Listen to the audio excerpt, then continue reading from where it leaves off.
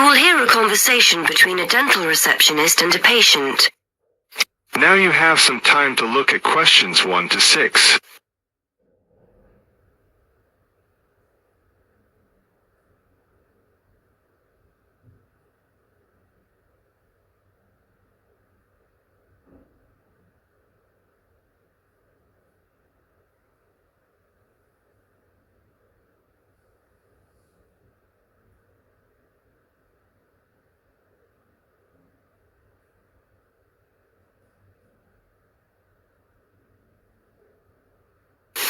Now we shall begin.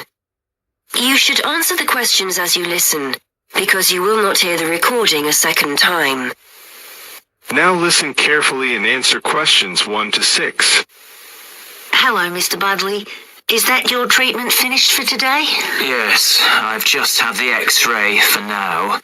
The dentist asked me to make another appointment to have one out, and then to get my teeth cleaned. Okay, let's have a look at what's available.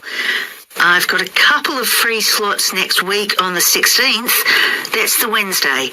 Monday and Tuesday are completely full, I'm afraid. Isn't there anything sooner than that? I'm in a lot of pain. Nothing this week? I'm afraid not. We're very busy this week. One of the dentists is away on holiday, so we're a little short-staffed. If someone cancels, I'll give you a call. But for the time being, shall I book you in for the 16th? We have a free slot at 1:30 and another one at 3:30. Okay, can you book me in at 3:30? Let me make a note of that. Oh, hang on. I can't make 3:30. I've got a meeting at 4 and I'll never get back in time. It'll have to be 1:30. Right, that's booked for you. Now, the extraction will be £90 and the X-ray is £20, so that's £110 altogether. How would you like to pay? Cash or cheque? I'm afraid we don't take cards. I'll pay by cheque, thanks. If it's okay, I'll pay for the X-ray now and the rest at my next appointment, just in case I have to cancel for any reason. That'll be fine. Just to let you know, we need at least 24 hours notice if you have to cancel, otherwise there's a £10 fee. So the cheque, who shall I make it payable to? Sinclair Dental Surgeons. That's SINCLAIR. Before you hear the rest of the conversation, you have some time to look at questions 7 to 10.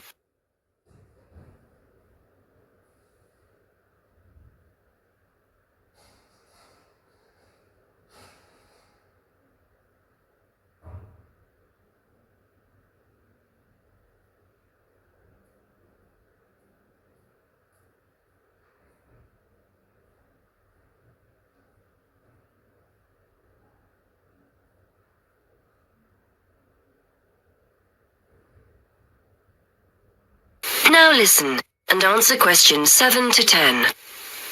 While I'm here, I was wondering whether you had any information about dental insurance.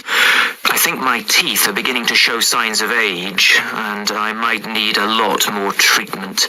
There's a company we work with. Here's one of their leaflets. Their prices are very competitive, and the cover they offer is similar to that of most other companies. They pay up to £650 a year for dental treatment, and you can add your wife and children to the plan whenever you want with their family cover plan. This gives you a generous discount compared to individual plans.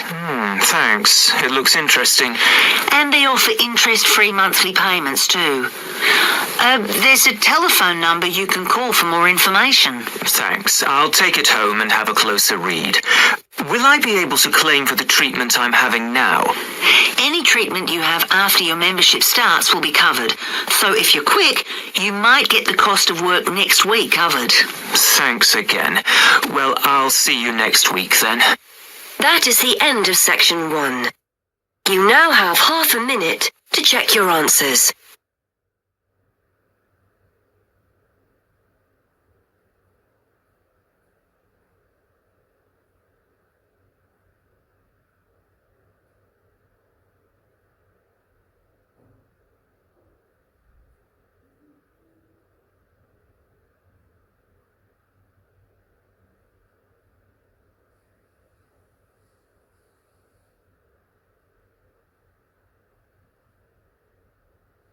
Now turns to part. Man giving some information about transport in London. You now have 30 seconds to read questions 11 to 15.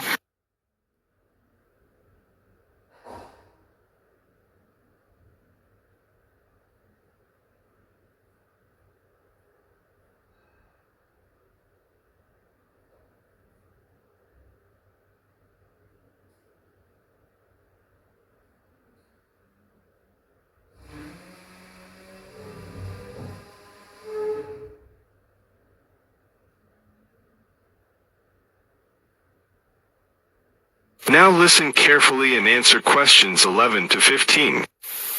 Hello, can I help you? Oh, yes. I was wondering what the best way was for me to get around London. Well, there are a lot of possibilities.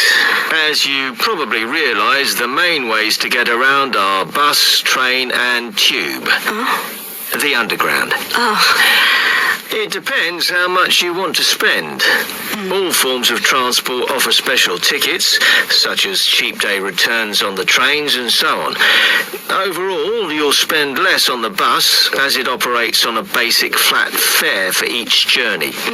But of course, it may not go to where you need to travel to. Oh. The mainline trains only operate in the outlying areas, though a few cross London, whereas the tube has stations which are placed in central areas of the city, close to the main sites and shops. Obviously, there are more bus stops, but you will probably have to change buses to get where you want, which can be inconvenient.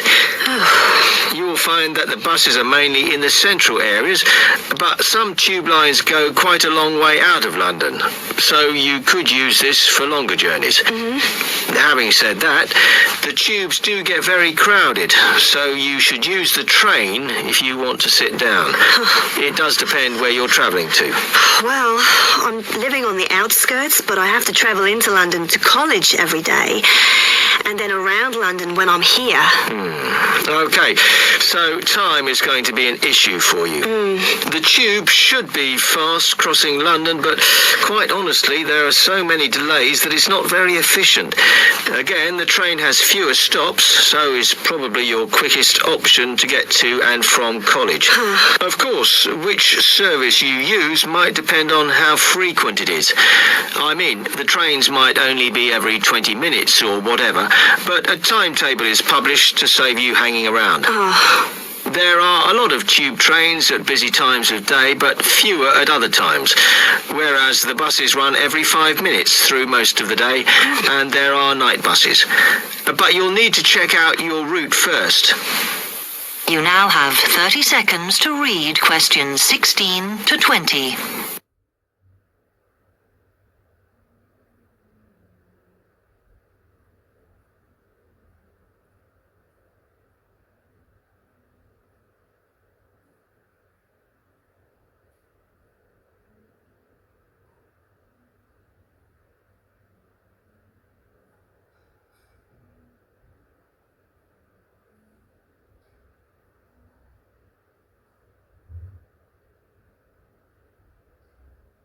Now listen carefully and answer questions 16 to 20.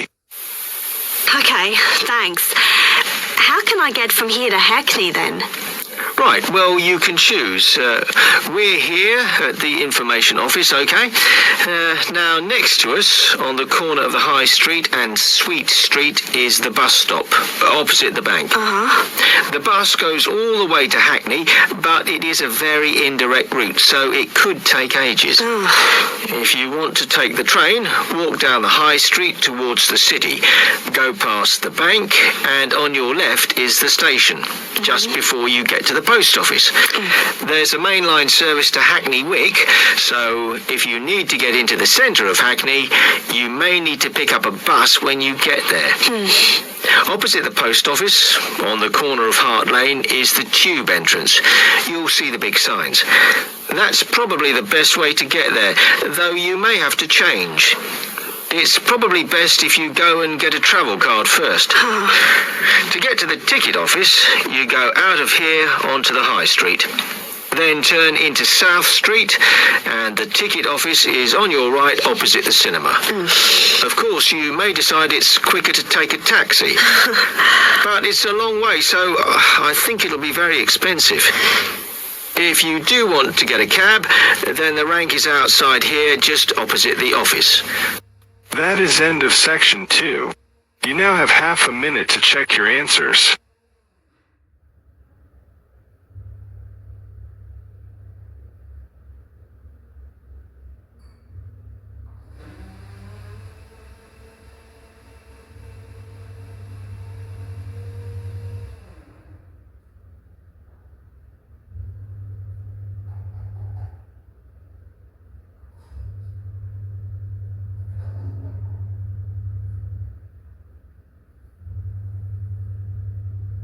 Now for a student union officer's speech.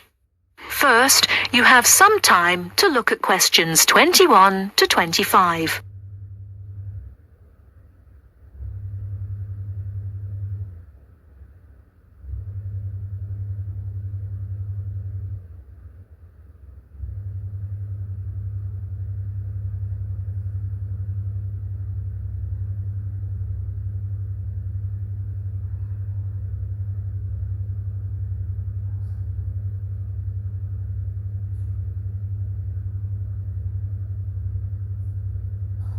Now, listen carefully and answer questions 21 to 25.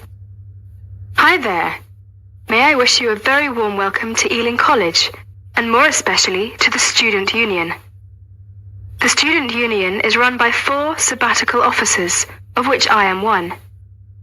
As the president, I am charged with the overall day-to-day running of the union itself, according to established policies within the Constitution. We also have a brilliant staff team who'll help us, and you'll meet them when you have 5 minutes to drop in and see us.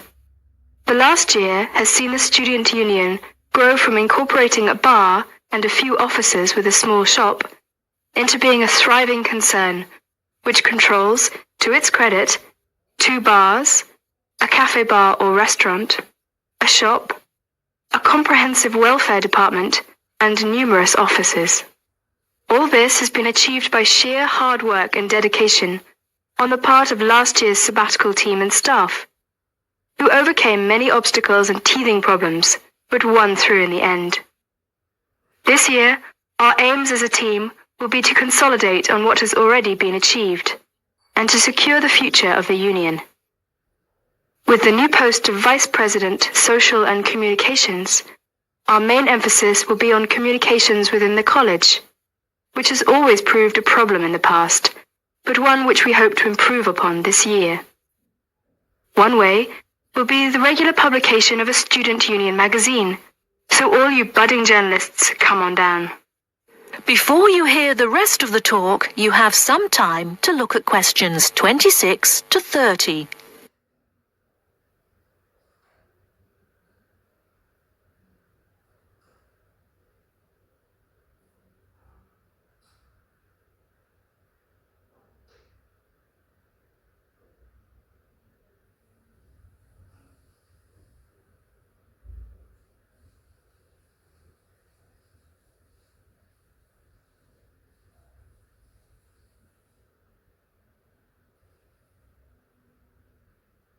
Now listen and answer questions 26 to 30.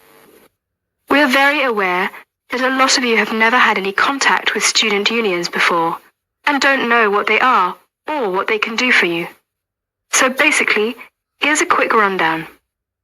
If you have any problems at all, either when you start college or throughout your time here, don't hesitate to drop in the SU office in the North Building and see Pat, our office assistant. She will be able to help you with most of your day-to-day general inquiries, or if she can't, she will direct you to one of our staff who can. Myself and the other 3 vice presidents are here every day, and if you need to see us, just fix a time with Pat, and we'll be only too happy to help you.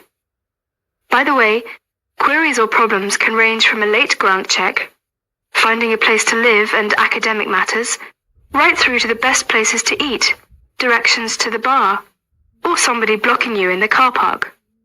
we'll give anything our best shot. Please remember, while you're at Ealing, that going to college is not just about education. Make sure you enjoy yourself as well, because believe me, time will fly once you're here. Ealing is a really good place to live, as there is lots to see and do. And don't forget, the metropolis of central London is only 20 minutes away by tube. Finally, the Student Union is an organisation run by students for students. So if there is anything you don't agree with, or you have any new ideas, please come along to the Union General Meetings and don't be afraid to speak up. Or you could give up a little of your time and stand for the Executive Committee, which is made up of students who help us out with lots of interesting things. I would like to take this opportunity to thank all the sabbaticals of the last 2 years who have worked so hard. My very special thanks goes to Winston, Martin, and Peter, and all the staff who not only did a great job, but have been my good friends as well. Lots of luck and success for your year at Ealing. Work hard, but play hard as well. That is the end of part 3. You now have half a minute to check your answers.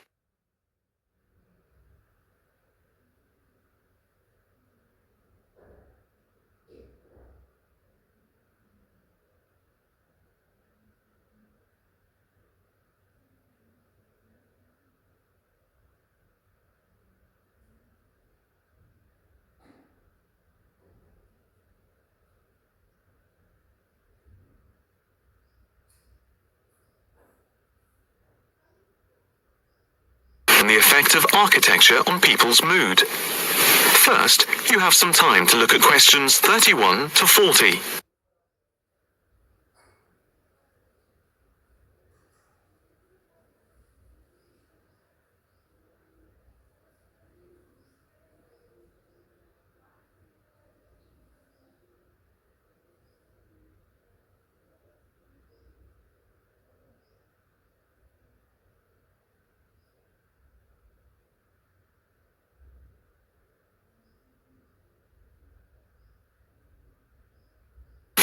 Now listen carefully and answer questions 31 to 40.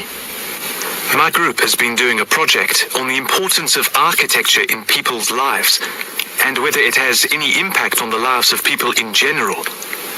The main part I have played is in the collection of data to find out what effect, if any, various buildings have on people's mood, i.e. whether ugly buildings make people unhappy and whether beautiful buildings do the opposite. We had originally thought of starting measuring people's reactions by using a questionnaire with about 40 questions, which we were going to hand out to people, including students at the university. But we were worried that doing the questionnaire would be too time-consuming for people to fill in, so we gave up the idea. I then asked several of the postgraduate students for advice. One of them came up with the simple idea of showing people images of various buildings from different eras and styles, instead of giving out the questionnaire, and asking them to indicate how they felt on a scale of 1 to 5 about the images, where 1 was unhappy and 5 was very happy. People would also be given the option of not saying what they felt. Using the scale meant that it would be much simpler to record people's reactions. I decided to follow this advice, and so the first stage was to collect a large number of images. I used Google to print off colour images of views of houses and apartment blocks where people live, and different types of buildings where they work. I started with about 30 or 40, and then reduced them to 10 images. Media resources in the Amory building at the Judd Street branch of the university helped me produce the final images. I had them blown up to A4 size, and we used colour rather than black and white to make the detail on the images clearer. We made 5 sets of images, and for protection when handling, we pasted the images onto hard card. Then, using a machine to wrap them with plastic, we laminated the cards. 5 of us targeted different age groups. We went to a local school where we obtained permission to ask a group of teenagers between 11 and 18. We also asked a sample of the general public, including tourists from all over the world, as they exited the Tate Modern in London, what they thought. We aimed to ask people from different age groups, namely 20 to 40 and 50 and over. What our group learned most from the project was first of all the value of teamwork. And secondly, we found that we had to appoint a leader to stop us pulling in different directions and falling apart. So this turned out to be an invaluable lesson for all of us. As to the findings, for us they proved intriguing. In the end, the sample consisted of 311 respondents. I thought initially that people wouldn't be interested in taking part. With the youngest age group, their reaction was very mixed. It was clear that the youngest group had no pattern of preference at all, as they frequently gave no reaction to the pictures. For the 20 to 40 age group, we found that they tended to score more in the middle range, around 3. We found that out of the 3 groups, the most likely to be favourably affected by the images, that is, they were more likely to score the images as 5, were those aged 50 and above. And nobody in this age group failed to say what their reaction was, which was unique for the 3 groups. In total, I have to say that about 71 people indicated that they had no reaction at all to an image. Our general conclusion is that we need to find out more about why people react as they do, by perhaps giving them a chance to give reasons for their decisions. I would like to finish there and give my teammates a chance to add anything I've missed or take any questions or suggestions. That is the end of section 4. You now have half a minute to check your answers.